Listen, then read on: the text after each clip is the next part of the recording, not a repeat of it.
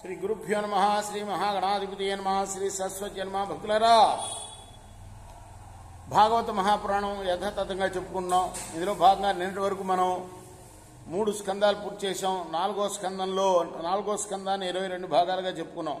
ఈ రోజున 23వ భాగం చెప్పుకునే ముందు వ్యాసుల వారిని ప్రార్థన చేసుకుందాం. వ్యాసాయ విష్ణు రూపాయ వ్యాస రూపాయ విష్ణవే నమో వై బ్రహ్మనిదయే వాసిష్ఠాయ నమో నమః. సమర్థద్గురు సాయినాథ్ మహారాజ్ की జై. పురుషోత్తముడైన పుండరీకాక్షుడు అచింత్యమైన తన శక్తిని ఆశ్రయించి తన మాయా మహిమ వల్ల ఇచ్ఛానుసారంగా ఎన్నో అవతారాలు ధరించి కావించిన లీలా విశేషాలను ఆయన ప్రకటించాడు. ఉత్తమ శ్లోకుడైన భగవానుడి యొక్క ఆయా అవతారాలని, మనోహరమైన చరిత్రల్ని మనసులో భావించాలి. ఆత్మార్పణ బుద్ధితో చేసే పూజలను ద్వాదశాక్షర మంత్రంతో వాసుదేవుడికి సమర్పించాలి. ఇదంతా ఎవరెవరికి చెప్తున్నారు? నారదుడు ఎవరికి? ఏ ఉపాఖ్యానం చెప్పుకున్నాం? ధ్రువుడికి. ధ్రువోపాఖ్యానంలో ఉన్నాం. ధ్రువుడికి బోధిస్తున్నాడు అన్నమాట.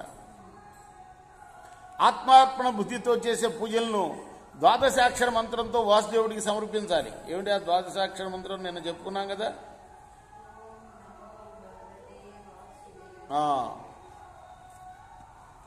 ఈ విధంగా త్రికరణ శుద్ధిగా భక్తితో పూజించేవాడు విష్ణుమాయలో చిక్కుకోడు. వారికి భగవంతుడు ధర్మార్థ కామ మోక్షాలు అనే పురుషార్థాల్లో ఏది కోరితే దాన్ని అనుగ్రహిస్తాడు. విరక్తితో ముక్తిని కోరి భక్తితో ధ్యానించేవాడికి మోక్షాన్ని ప్రసాదిస్తాడు అని నారదుడు చెప్పాడు. ఈ విధంగా నారదుడు ధ్రువుడికి ఉపదేశించగా ధ్రువుడు నారదుడు ప్రదక్షిణం చేసి నమస్కరించి మధువనానికి బయలుదేరాడు. ఆ మధువనంలో మహర్షులు నివసిస్తారు. అది కోరిన కోరికలను ప్రసాదించే వనం. అది భగవంతుడి యొక్క పాద పద్మాల చేత అలంకరించబడిన వనం. అంతే కదా. కృష్ణ భగవానుడు సాక్షాత్తు సంచరించిన స్థలం అన్నమాట.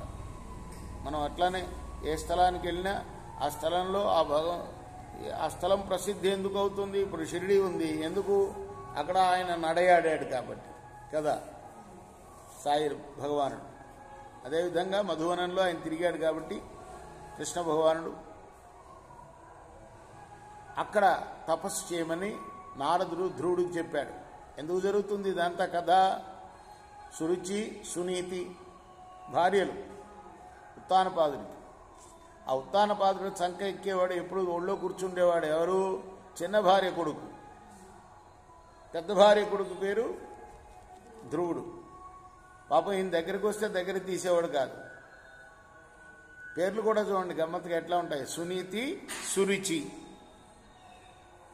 మనకు రుచిగలవే ఇష్టంగా ఉంటాయి, నీతిగలవి ఇష్టంగా ఉండవుగా చాలా వరకు కదా.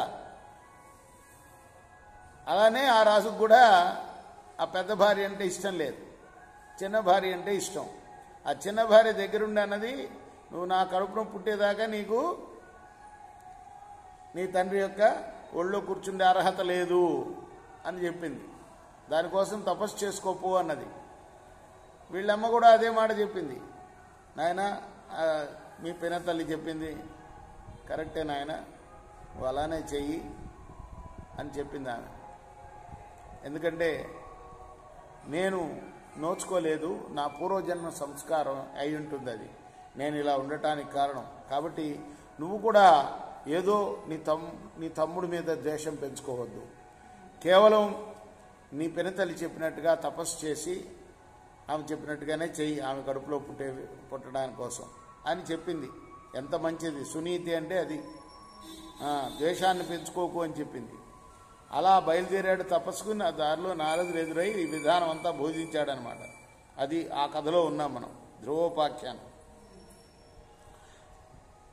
ఆ తర్వాత ఇదంతా బోధించిన తర్వాత బ్రహ్మకుమారుడైన నారద మహర్షి ధ్రువుని తండ్రి అయిన ఉత్తానపాదుని దగ్గరికి వెళ్ళి ఆ రాజు చేత నానా విధాలైన పూజలను అందుకొని సంతృప్తి చెందినవాడై ఉన్నతాసనం పైన సుఖంగా కూర్చున్నవాడై ఆ రాజు వంక చూసి, రాజా, నీ వదన సరోజ్యం వాడిపోయినట్లుగా కనిపిస్తుందయ్యా, ఏమిటి నీ మనసులో విచారం అని అడిగాడు.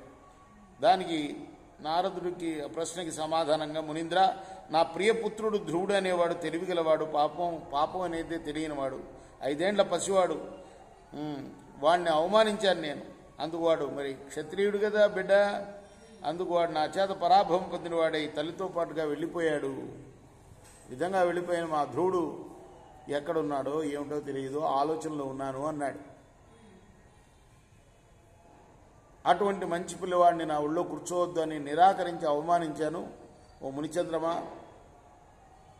నా చిన్న భార్య పైన వలపుతోటి నేను ఈ దుర్మార్గ పని చేశాను అనగానే, రాజా, నీ కొడుకు సామాన్యమైన వాడు కాదయ్యా ధ్రువుడు. దేవతల కిరీటాల ఎందరి రత్నకాంతులతో ప్రకాశించే పాదపద్మాలు కలవాడు అయినా ఆ నారాయణుడుండే ఆయన రక్షించాడయ్యా నీ కొడుకుని.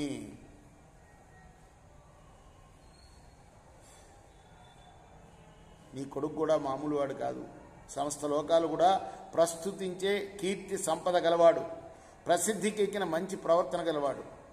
కాబట్టి అతని కోసం నువ్వు దుఃఖించవలసిన అవసరం లేదు అని చెప్పాడు. రేపు మనం మిగతా దాన్ని 24వ భాగంలో చెప్పుకుందాం. కృష్ణార్పణమస్తు. సాయి కృష్ణార్పణమస్తు. శ్రీ సచ్చిదానంద సద్గురు సాయినాథ్ మహారాజ్ కీ జయ. చేకోరా హారతి దిగో సద్గురునాథ దేవ సాయినాథ. పాంచభౌతిక తత్వములనే హారతులిత్తుమురా.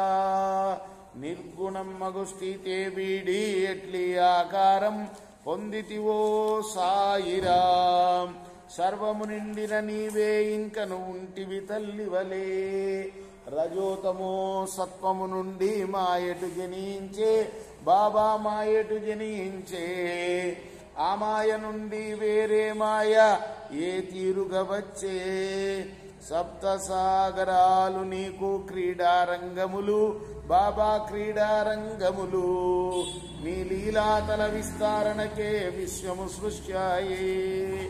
బ్రహ్మాండముల రచనము మాకు ఎలా చూపేవు బాబా ఎలా చూపేవు. తుకారామే కృపాలుడంటూ సాయిని కీర్తించే. చేకోరా హారతి దిగో సద్గురునాథ దేవా సాయినాథ. పాంచభౌతిక తత్వములనే హారతులిత్తుమురా.